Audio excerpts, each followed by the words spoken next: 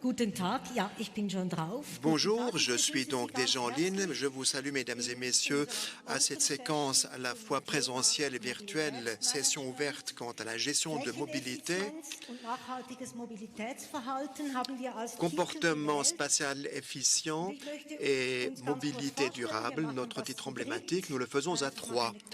Je fais une petite introduction. Je vous présente donc notre association. Quant à moi, c'est Monika Chanen. Je suis la présidente de la Fédération Gestion de Mobilité Suisse. Nous écouterons quelques exemples de quelle façon cela fonctionne, comment aborde-t-on la gestion de mobilité dans une entreprise, surtout lorsqu'il s'agira de garantir une desserte au niveau de toute une régionalité. Nous avons choisi un exemple du canton du Tessin qui sera présenté par Davide Marconi, qui vient directement du Tessin. Un deuxième exemple a été choisi, c'est la gestion de la mobilité dans des quartiers d'habitation, gestion du quartier en fonction de sa mobilité, calquée sur un exemple de la ville de Zurich, et cela vous sera présenté par Daniel Belair. Efficacité dans l'espace et comportement de mobilité durable. Après tout, l'impact imposé à la demande, c'est un grand thème dans la transformation de la mobilité. La mobilité électrique à elle seule ne saurait tout résoudre. C'est un point très important, mais qui va au-delà de l'électricité. Nous devons changer les technologies, nous devons renforcer l'efficacité, l'efficience, mais cela, bien sûr, ne va pas nous décongestionner. Les défis sont tout à fait notoires et connus. Tout à l'heure, Pekka Timonen de Lahti de Finlande nous a donné quelques introspections dans son hôtelier, de sa municipalité, dans sa ville. Et nous allons un peu faire de même quelques reflets plus que furtifs sur les thèmes que notre collègue finlandais a évoqués tout à l'heure. Les défis auxquels nous sommes confrontés sont connus de tous. Je n'ai pas besoin de les récapituler. Ce serait galvaudé. Nous connaissons aussi les périmètres. Planification, organisation, programme d'agglomération font partie des offres des prestataires de transport, mobilité car sharing, etc. L'infrastructure ou les infrastructures, à part la route et le rail, connues aussi, eh bien, ce sont des plateformes de la mobilité, des routes cyclables, park and ride. Nous essayons, quant à nous, de faire en sorte que la circulation soit donc non pas structurée de façon hiérarchique, mais dans l'espace sous forme d'une réticularité pour saisir donc le trafic à sa source. La technologie est une importante approche, l'électromobilité, aussi donc la technologie hydrogène, pilotage intéressant quand je pense à la gestion du trafic, important sujet, et une chose qui est un point fondamentalement nouveau, gérer la demande et focaliser la mobilité. À quoi bon avoir de bonnes offres, mais que les offres ne sont pas utilisées comme il faut. À l'heure actuelle, il convient de dire que dans le trafic public, nous avons donc des grands pics, mais la mise à contribution des capacités ne dépasse pas les 30%, et c'est là qu'il faut imposer la gestion de la mobilité. Cette gestion, il faut l'imposer aussi en matière de planification et d'organisation, parce qu'il est indispensable que certaines mesures soient donc déterminées pour un changement.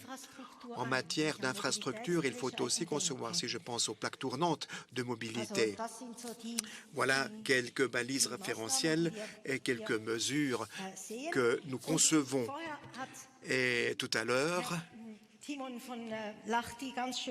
le maire ou le responsable de Lahti a dit qu'il est important que nous ayons des incitations ludiques, conviviales, pas seulement donc des prohibitions et des injonctions, mais aussi des incitations, des systèmes de bonification, afin que le tout nous fasse aussi gaillardement plaisir. Dans ce domaine, j'aimerais vous présenter notre société spécialité.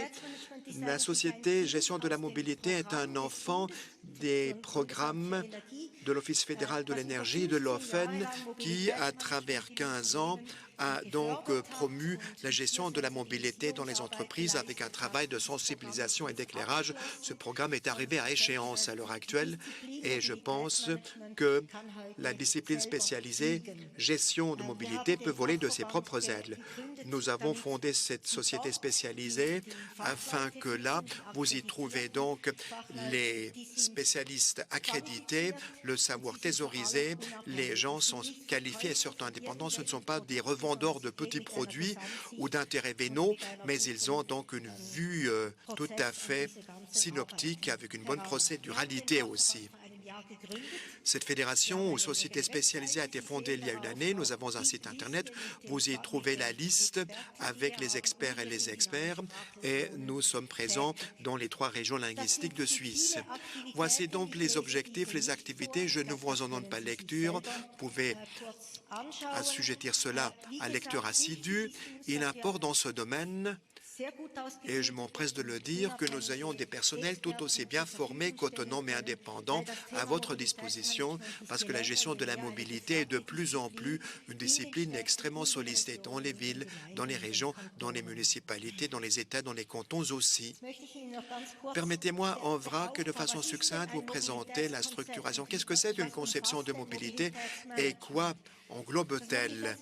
La gestion de la mobilité, avant qu'on puisse l'exécuter, a besoin d'une structuration. Il faut une conception de mobilité. Il faut savoir quelles sont les analyses que nous faisons dans une entreprise, de quelle façon les personnels se rendent-ils à leur poste de travail, quelles sont leurs offres, quelles sont leurs potentialités, etc. Par la suite, on définit les objectifs et on en définit aussi les périmètres d'activité dès que cela est fait, dès qu'on a la vue synoptique, dès qu'on a fait l'état des lieux du point de départ, on peut commencer à planifier et à déterminer les mesures et se doter d'objectifs et commencer avec la phase exécutoire. Là, il s'agira de transférer cela dans le moule de l'exploitation de l'entreprise et la gestion de la mobilité et la réalisation de la mobilité dans le cadre d'une entreprise concrète. Je pense que je donne la parole à qui de droit. On passe aux exemples d'illustrations propices. C'est toujours intéressant. On peut en calquer tout sur les exemples. Et David Marconi est donc prié qui nous présente l'exemple du canton du Tessin. Merci, Monica. Je me félicite de m'acquitter d'un exemple tessinois. Je ne sais pas dans quelle mesure vous connaissez un tout petit peu le canton du Tessin. Nous avons de grands flux pendulaires sur l'autoroute et sur les routes cantonales, ce qui fait en sorte que les communes, avec le soutien de l'État tessinois, aient fait des conceptions de mobilité interentreprises.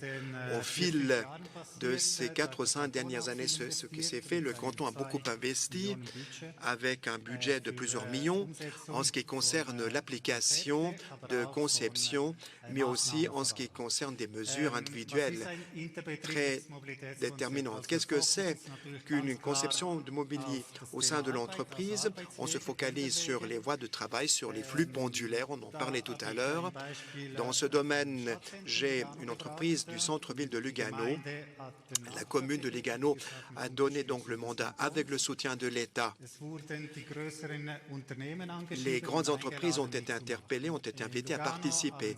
Lugano, 27 entreprises ont répondu positivement pour une somme intégrale de quelques 8 000 collaborateurs en tout et pour tout. Donc, c'est une bonne base quantitative pour véritablement procéder à une analyse qui se tienne et aussi pour statuer des mesures irrelatives.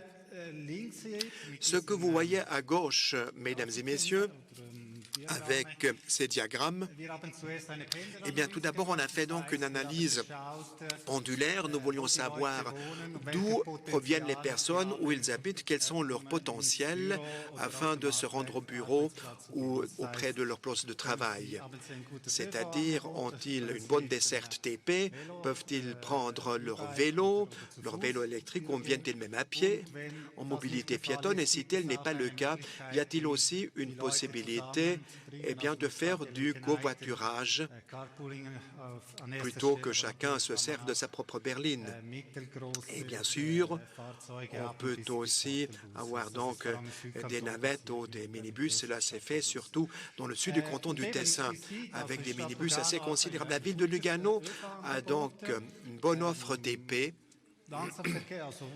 La mobilité douce, beaucoup vivent dans un diamètre de 3 à 5 km, c'est-à-dire le potentiel existe pour la mobilité douce.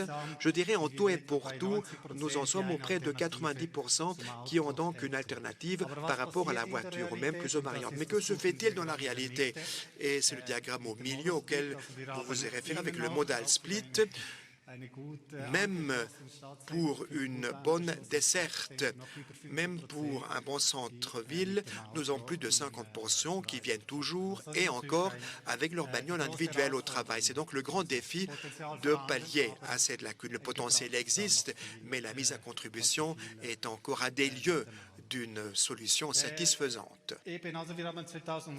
En 2016, très précisément, nous avons marqué le coup d'envoi de ce projet et les analyses ont abouti au constat qu'il y a certaines lacunes, certains accros à rabauder en matière d'offres TP qui a été ponctuellement donc améliorée déjà dans les années 2018 et 2019.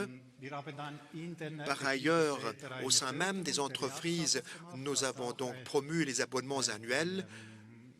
Il y a ce qu'on appelle le Job Ticket qui fonctionne relativement bien et qui promeut donc l'abonnement. Ça a été bien reçu par les entreprises et surtout l'année dernière, en 2020, avec donc l'horaire 2021, nous avions la grande révolution dans le domaine des TP avec l'ouverture du tunnel de Basis du Mont Sénéry.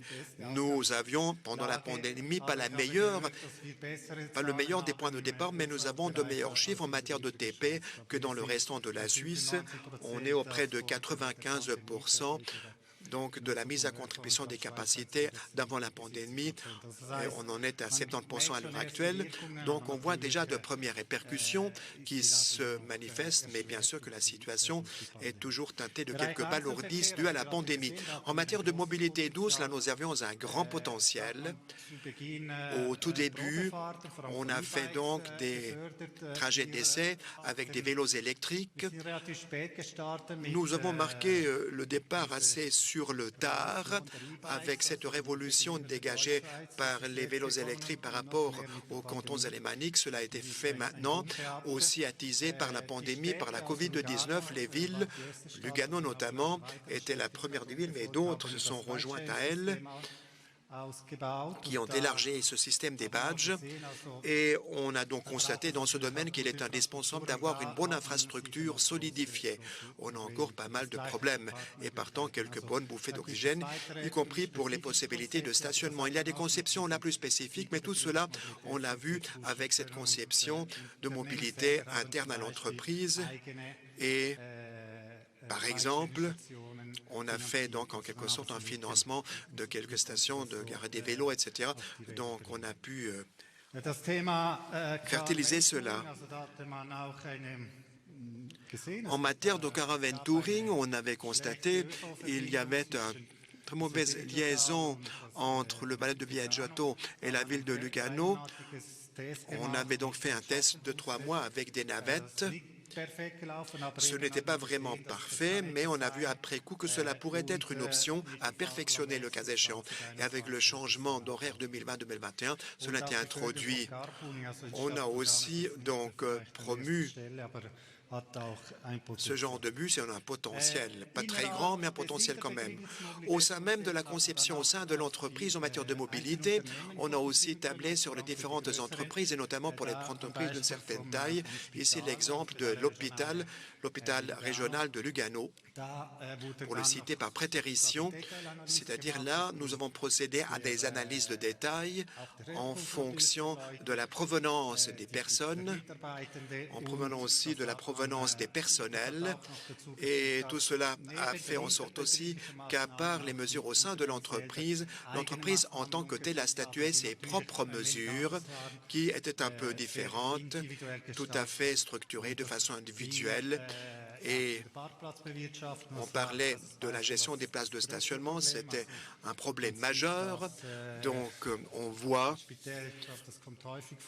cela notamment dans les hôpitaux, surtout pour donc, les places de stationnement pour les personnes qui viennent voir leurs proches. Et souvent, il convient de dire que des personnels, collaborateurs et collaboratrices, eh bien, occupent les places de stationnement et pour les visiteurs, il n'y a rien. C'était surtout le cas en ville de Lugano. Dès lors, on a introduit un certain régulatif. Les personnes qui sont dans un diamètre de 2 km ne peuvent pas recevoir une place de stationnement.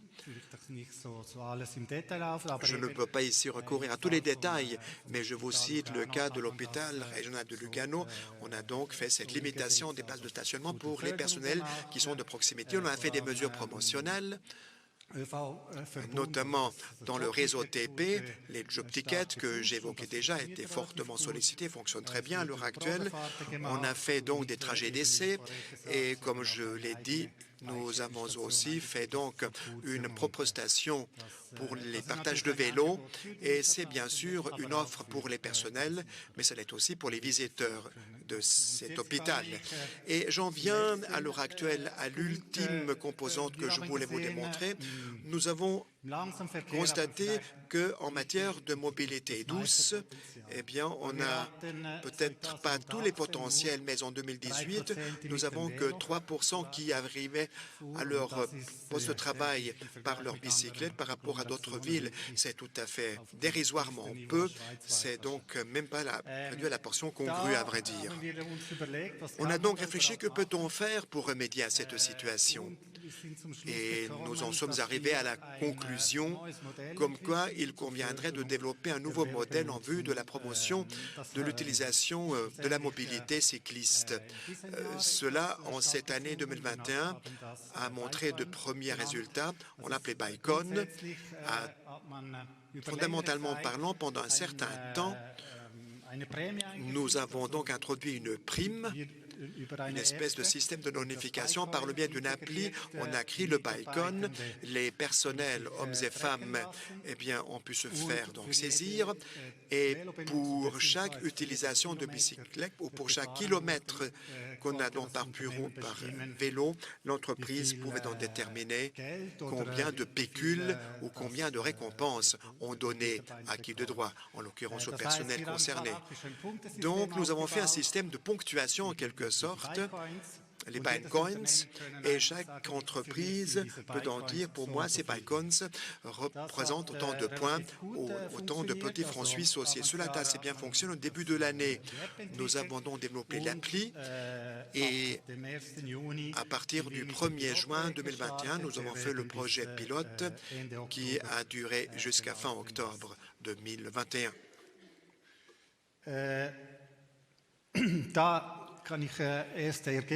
Là, je puis donc vous présenter de tout premiers résultats. Nous pouvions donc intégrer 13 entreprises de la ville de Lugano dans ce projet pour mettre le pied à l'étrier. Il y avait 6 en dehors de la municipalité de Lugano. 300 cyclistes ont participé, 60 000 kilomètres ont été parcourus. Au début, on avait quelques difficultés, à vrai dire, parce que les mesures contre la pandémie, avec le télétravail, avec le confinement, nous a mis des bâtons dans les roues, mais au mois de septembre, on a fait le coup d'envoi. On avait quand même 8 semaines que nous avons pu déployer cela. Avant, c'était un peu clopin-clopin, mais quand même, on pouvait tester ainsi l'applicatif. Et lors de l'application, bien sûr que les chiffres sont encore relativement menus, mais nous pouvons dire que c'est quand même prometteur et rompu un bel avenir. Ce que nous avons atteint, c'est un premier pas sauté et surtout, nous avons vu que 17% des participants au préalable, 70% venaient uniquement en voiture et en moto, donc en circulation motorisée individuelle, et 40% disaient qu'ils ont plutôt pris le vélo. Donc, on a quand même fait acte d'une prise de conscience, même si le temps n'est pas au beau fixe, on prend plus fréquemment le vélo, ce que les Tessinois, normalement, n'aiment pas beaucoup. Donc, j'ai vu à Berne, il neige, il y a du grésil, des giboulées, et tous ces braves Bernois pédalent avec leur vélo. Dans le Tessin, ce n'est pas vraiment le cas. Mais qu'à cela ne tienne, cela donc a fait en sorte à ce que les gens participassent de vive voix et de plein pied. Les primes ont été reçues de façon différente dans les entreprises. Des entreprises qui payaient jusqu'à 60 francs par mois et par tête de pipe, ce qui est tout à fait bien. Être en veine de largesse, nous avons des personnes qui ont gagné 300 francs à travers 4 ou 5 mois. Nous avions d'autres entreprises qui avaient donné des bonus pour leur cantine d'entreprise. Si on avait atteint 2000 points, par exemple, ou 2000 Bitcoins. Intéressant de relever aussi dans ce domaine-là quelle était la motivation des personnes qui ont participé à cette action et partant à ce projet. Et on avait constaté cela au-delà de l'incitation pécuniaire fiduciaire qui est toujours bienvenue. Nous sommes une société vénale.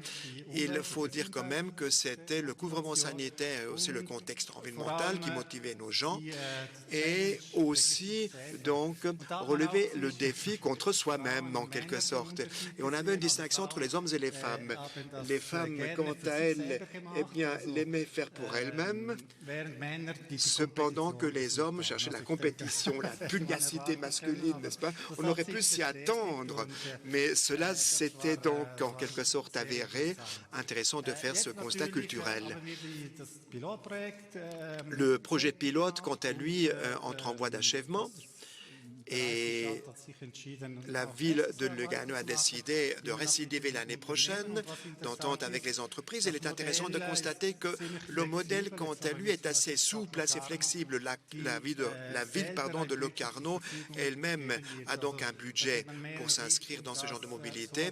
On se meut donc dans une direction qui dit que tant les entreprises que les corporations de droit public permettent donc de faire une incitation pour ce genre de mobilité.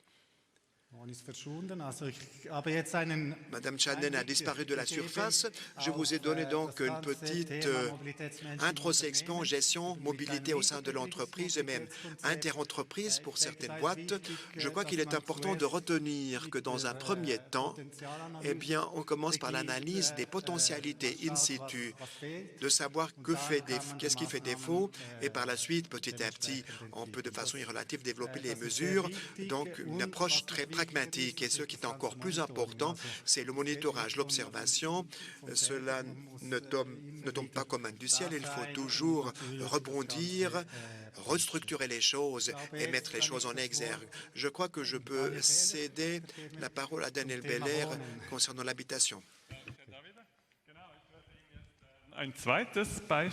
Un deuxième exemple, si vous le permettez, quant à la gestion de la mobilité dans des entreprises du bâti, dans l'entreprise d'où je viens, c'était un instrumentaire bien établi, lorsqu'on l'avait donc appliqué au niveau des quartiers ou des lotissements bâtis. Pourquoi l'habitation et l'habitat sont-ils importants? 3 sur 4 chemins ou trajets commencent ou s'achèvent dans le domicile, donc c'est une petite indication pourquoi donc l'habitation ou l'habitat est important pour la mobilité de la vie de tous les jours. L'offre de mobilité, ce que l'on peut faire dans ce contexte domiciliaire. Il y avait un projet pilote, cela on l'a entendu à maintes reprises tout au long de cette matinée. Allez-y, il n'y a qu'à faire. 2012, on l'a fait avec le soutien de la Confédération et d'énergie suisse. Là, on avait donc fait un projet pilote dont l'objectif était tout simplement d'implanter au niveau des quartiers la conception de mobilité. On a fait donc un traité avec des gérances immobilières, avec les habitants, avec les corporations de droit public, d'importants partenaires à bord parce que la mobilité d'habitation ne repose pas seulement dans le domaine de la primauté de la colonie ou du quartier, mais que cela englobe aussi l'espace de droit public, l'espace social, les avantages pour les habitants furent mis en exergue. In fine, ne s'agit-il pas d'améliorer la qualité de vie pour les gérances immobilières et pour les maîtrises d'ouvrage quand il s'agit de rénovation et de construction de substitution? Eh bien, l'efficience est importante, des économies pécuniaires et financières, et pour la fonction publique ou les corporations de droit public, c'est une contribution en faveur de l'instauration d'une mobilité durable partout. Et sur ce site Internet, vous trouvez pas mal de documentation référentielle par rapport à ce projet pilote. Mais in concreto, permettez-moi de vous citer un exemple, à savoir le quartier de Rittli dans la ville de Zurich. Elle appartient à la société immobilière de la ville de Zurich qui a été fondue au début du XXe siècle dans la mesure des jardins de famille. Donc ce sont de petites bâtisses avec beaucoup de verdure aux alentours, mais la colonie est quand même centralisée dans quelques 1,5 km de la gare principale de Zurich. Et pour l'ordre de grandeur, il y a 300 habitants de toutes les dimensions, d'une pièce à 6 pièces et demie. Et il y avait l'équivalent de 800 habitants et habitants qui s'y trouvaient lors du déclenchement du projet il y a 2 ans. Et comme de tradition, dans un quartier de vieille allure, il y avait donc 22 plaques de stationnement, dont 16 étaient réservées pour les habitants. Concrètement parlant, de quelle façon faut-il proposer si on peut introduire auprès de telles colonies la gestion de la mobilité? C'est similaire par rapport à ce que nous avons entendu de la part des entreprises style Lugano.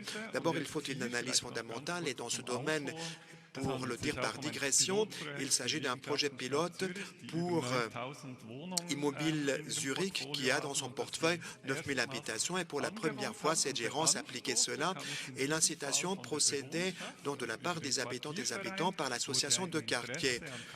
On avait donc manifesté un intérêt pour le covoiturage et pour l'électromobilité à la gérance immobilière qui en était le destinataire et cette dernière, avec l'offre Impulse Mobilité de la ville de Zurich, s'est donc concentrée et d'entente avec cette officine a fait donc un projet pilote en matière de gestion de mobilité dans ce quartier.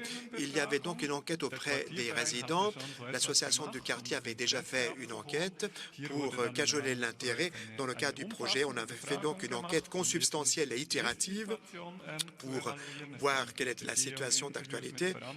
Il y avait des promenades in situ, interviews avec des responsabilités pour compléter cette analyse sur les auspices d'experts. Des mesures en fut inférées et déviées. Je ne vais pas donc vous apporter les objectifs. Les objectifs étaient superposés, déterminés par la mobilité, par la protection climatique de la municipalité de Zurich et les mesures furent donc dirigées dans cette direction-là. J'y reviendrai tout à l'heure sur ces mesures dans le détail. Et ce que David a dit en guise de conclusion, parlant de Lugano, bien sûr qui est très important pour nous aussi, c'est donc l'évaluation, non seulement qu'on planifie, qu'on applique des mesures et que par la suite on laisse cela à leur propre sort, mais qu'on voit est-ce que ces mesures impactent l'étoffe de la réalité ou y a-t-il des problèmes d'ajustement. Et c'est ainsi qu'on fonctionne de l'année prochaine parce que le projet sera donc prolongé et on verra bien de quelle façon cette gestion a donc impacté le comportement de la mobilité dans cette colonie, dans ce quartier. Et c'est pourquoi donc cette enquête qu'on fait de façon initiale, qui sera donc la balise référentielle pour le bilan. Concrètement parlant, parlons de ces mesures. Il y avait d'une part des mesures de construction qui devaient donc rénover ce parc immobilier surannée, comme cette photo le démontre, de nouveaux râteliers de vélos par exemple, puisque cela dans de tels vieux bâtis n'existent plus donc aux besoins qui existent surtout dans de telles situations citadines ou urbaines. Il y avait aussi des bancs supplémentaires. On a fait aussi une place de jeu pour les enfants, poser la question, mais quelles sont les accointances avec la mobilité à gérer, notamment quand on parle donc de jeux d'enfants. Ce sont d'importants points comme aussi donc la desserte à proximité qui aussi correspond à mobilité de déplacement. Et si dans l'espace proche de telles choses existent comme infrastructures et qui peuvent être assouvies, cela peut être très important pour certains ainsi qu'on n'a pas besoin donc de prouver un besoin de mobilité qui coule de source puisqu'il est déjà desservi par certaines de ces prestations infrastructurelles. Et une ultime mesure de construction, quant à elle, c'était donc des bornes de chargement pour des vélos électriques auprès de 14 éléments, dont 4 étaient réservés au covoiturage. Et voici la transition vers les mesures organisationnelles ou l'incitation qui faisait partie intégrante de cette gestion de mobilité. Là, on avait donc parlé de l'adjudication des places de stationnement. Tous ceux qui voulaient une place de stationnement devaient faire 2 candidatures. Il y avait des critères d'allocation qui a donc un droit bénéficiaire d'une place de stationnement d'après l'identité professionnelle ou la limitation de sa propre mobilité. Les redevances du stationnement étaient augmentées, un point très important, qu'il n'y ait pas de fausses incitations de procéder d'une voiture et par la suite de piloter cette bagnole, mais que ces places de stationnement soient assez onéreux et qui sont peut-être en train aussi de nous permettre de rentrer dans les débours de la gestion d'un parking, par exemple. Eh bien, la société immobilière pour tous ces locataires avec mobilité Karcher a passé une convention et tous les locataires ont reçu donc un abonnement mobilité gratuit, donc ils peuvent tous, pourtant qu'ils peuvent donc être des conducteurs et qu'ils sont adultes, avoir donc une telle mobilité carte pour tout le territoire de Suisse. De façon intense, 2 voitures électriques Mobility ont été placées dans ce site et 2 de l'entreprise Enterprise pour avoir un accès directement dans le quartier. À part cela, il y avait aussi 3 cargo bikes électriques de Carwello to Go qui sont entretenus par l'association de quartier et très important, peut-être notamment eu égard donc à de petites colonies qui à elles seules n'auraient pas un potentiel pour de telles offres à développer.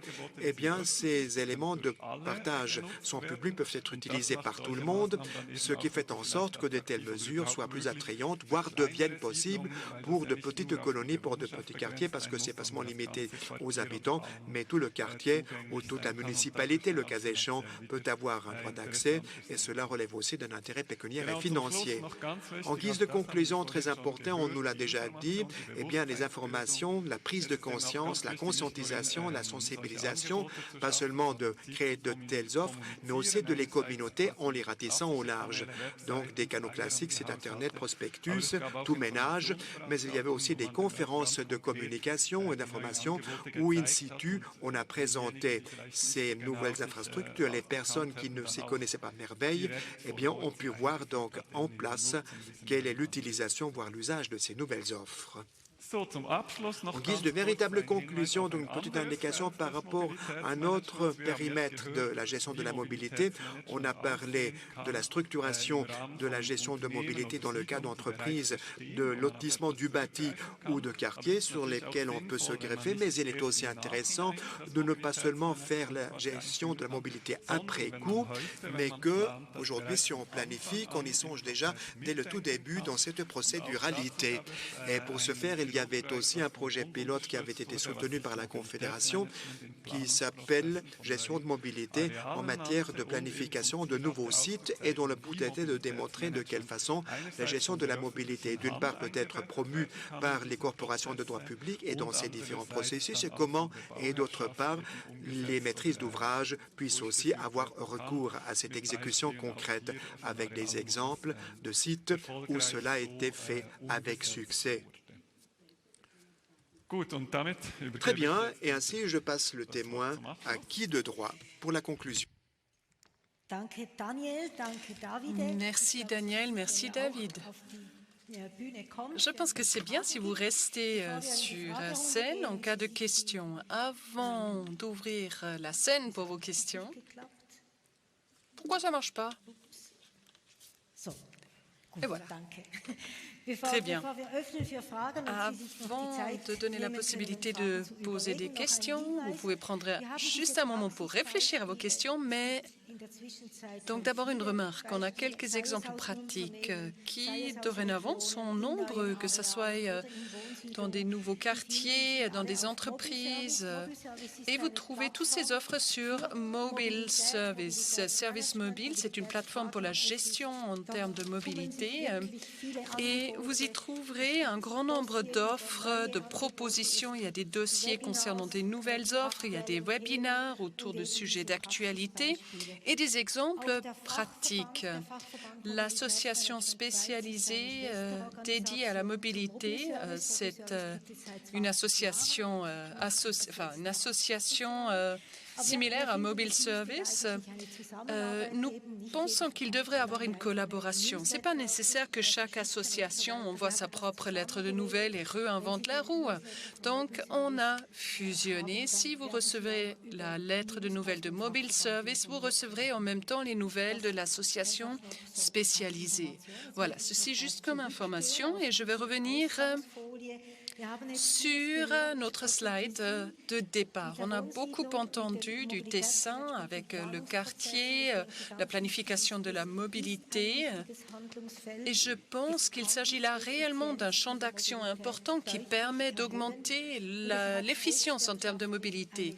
Et en termes de l'économie, cela représente des composantes importantes.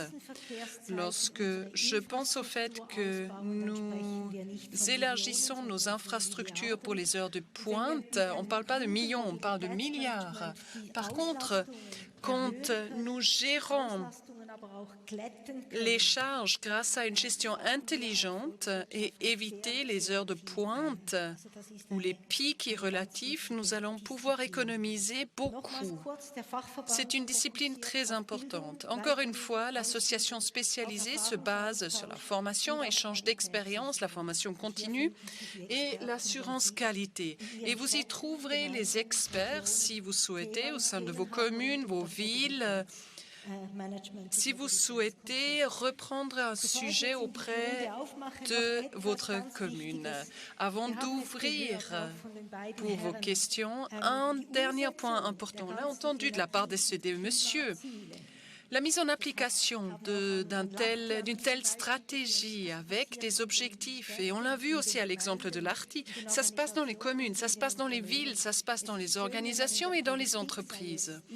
Il est magnifique si au niveau politique, que ce soit national ou international, on fixe des objectifs. Mais le vrai travail, il se fait dans les communes et dans les villes. Puis-je donner la parole à quelqu'un ici pour poser vos questions. Il faudra juste attendre que le micro arrive chez vous. J'espère que les techniciens viennent. Sinon, c'est moi qui viens avec un micro.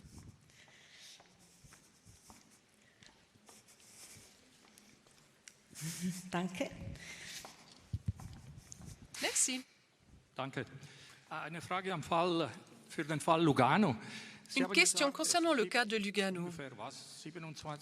Vous avez dit qu'il y a environ 29 entreprises ou organisations qui ont participé au projet pilote. Est-ce que les communes comptent dans ce chiffre? Parce que ces deux chiffres sont bien sûr des employeurs importants.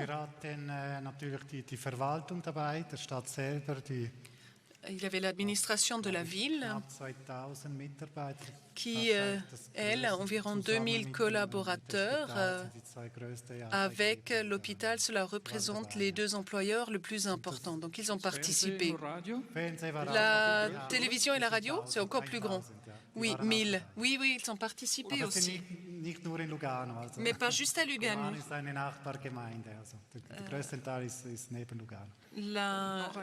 Lugano est une commune voisine. Et encore une question concernant les données par rapport au pendulaire. Il y avait une référence, je crois, par rapport au centre de Lugano, 7000 pendulaires. Mais comment faut-il comprendre ce chiffre? Lugano, au niveau de son territoire, est devenu extrêmement grand. Donc cette autoréférence doit être comprise plutôt de l'extérieur vers l'intérieur, car le centre de Lugano n'est pas si grand que ça. Dans ce que nous avons fait, Lugano est désormais la région la plus grande, avec Bellinzone. Donc de la vallée du Valcolla jusqu'à Candria. C'est un terrain assez important. Mais ce que nous avons fait, c'est que nous avons développé trois concepts de mobilité où il y avait une concentration élevée de postes de travail. Lorsque nous parlons du centre, nous ne parlons pas juste du centre historique, mais un centre élargi, c'est-à-dire là où se situe environ le 50% de postes de travail. gebaut wird. Et c'est là aussi où on construit le nouveau stade. Niemand das Mikrofon will.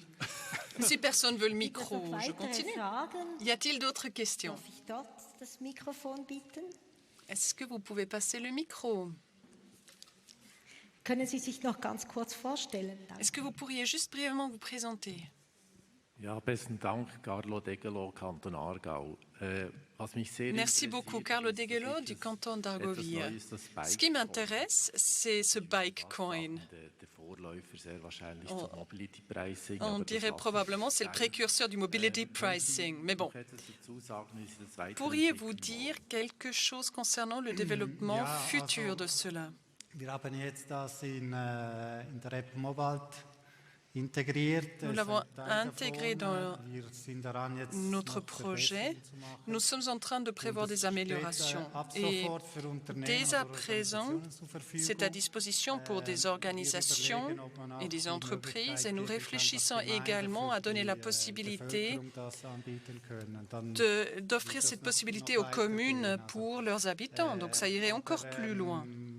Ja, also Mais wir haben das Produkt. Und Nous avons le ich produit. denke, sicher noch Verbesserungen. et je pense qu'il y a des possibilités d'amélioration. Bien sûr, il y a toujours un potentiel, mais Es ist da, ja. c'est là, ça existe. Gut.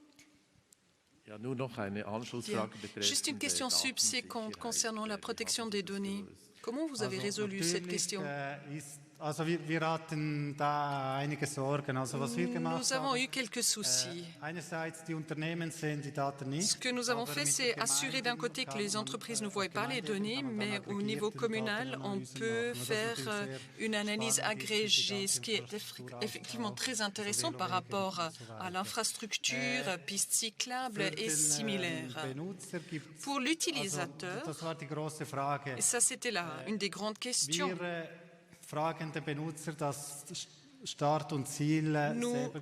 posons la question à l'utilisateur. Enfin, c'est lui qui détermine quand c'est qu'il veut lancer le tracking et quand c'est qu'il le termine.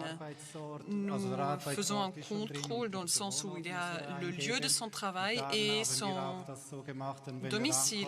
Et on a fait, lorsqu'il arrive, l'appli se ferme automatiquement, même si l'utilisateur oublie. Donc le tracking ne continue pas. Et la question, c'est est-ce que les gens participent si à chaque fois ils doivent activer l'appli? Et on a eu un certain potentiel d'amélioration, mais on a renoncé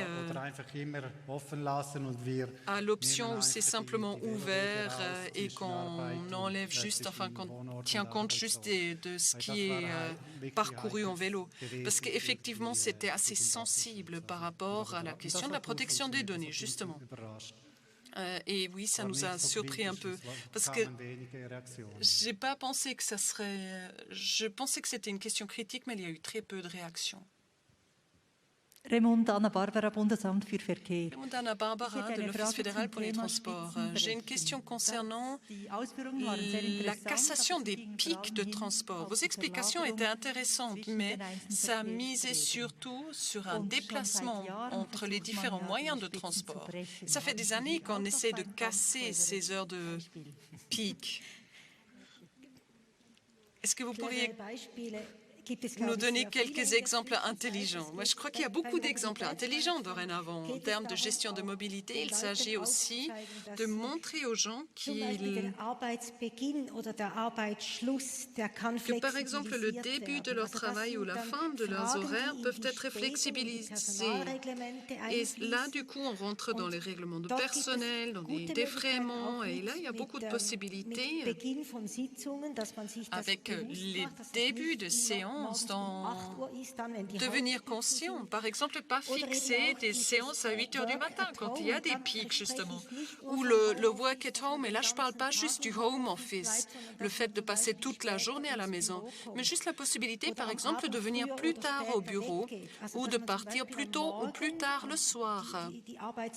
Donc, par exemple, la planification du matin, où les premières étapes de travail sont effectuées depuis le domicile et qu'on se rend au travail un peu plus tard. Différentes Plusieurs entreprises le pratiquent déjà, Mobility, les CFF. Il y a beaucoup d'entreprises qui pratiquent cela déjà parce qu'ils voient la différence. Et c'est aussi une question par rapport à l'efficience au sein des entreprises. Il y a des entreprises qui disent, et que je connais, qui disent que de l'autre côté de Zurich, on ne prend pas de mandat parce qu'on passe trop de temps dans les bouchons. Et franchement, c'est ce qu'on veut réduire. On veut augmenter cette efficience afin de permettre à l'économie de fonctionner. Est-ce que ça vous va ainsi? Sinon, j'ai des exemples dans une discussion bilatérale aussi. Y a-t-il d'autres questions? Sinon, j'aimerais vous rendre attentif au fait que cet après-midi, à 2h15, on aura ce même workshop, cette fois-ci près de l'entrée, cette fois-ci en français. Donc, on va adapter les exemples, mais vous êtes bien sûr les bienvenus. Et c'est important, consultez notre site web. Prenez contact si vous avez besoin de conseils spécialisés. Merci de votre attention.